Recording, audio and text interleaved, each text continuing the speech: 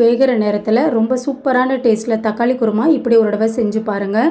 இந்த குருமா செய்கிறதுக்கு 1 கப் அளவுக்கு தேங்காய் துருவல் எடுத்திருக்கேங்க. 2 பட்டை, 2 கிராம்பு, 5-6 அளவுக்கு முந்திரி பருப்பு, 1 டீஸ்பூன் அளவுக்கு கசகசா, 1 டீஸ்பூன் அளவுக்கு சோம்பு சேர்த்துக்கலாங்க. தண்ணி சேர்க்காமல் நல்லா கொரப்பாக அரைச்சி எடுத்துக்கலாம். இப்போ 4 பழமான தக்காளி சேர்த்துட்டு தண்ணி சேர்க்காமல் நல்லா நைஸாக அரைச்சி எடுத்துக்கோங்க.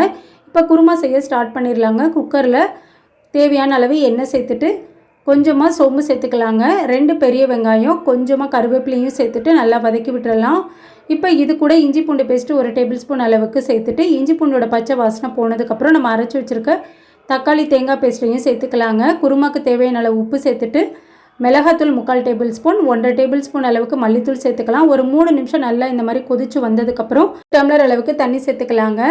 இந்த கன்சிஸ்டன்சி போதுங்க. இதுக்கு மேலே தண்ணி சேர்த்துற வேணாம். கொஞ்சமாக மல்லித்தூளை சேர்த்துட்டு விசில் வச்சு எடுத்துக்கலாங்க. ருசியான தக்காளி குருமா சூப்பராக ரெடி பண்ணியாச்சு.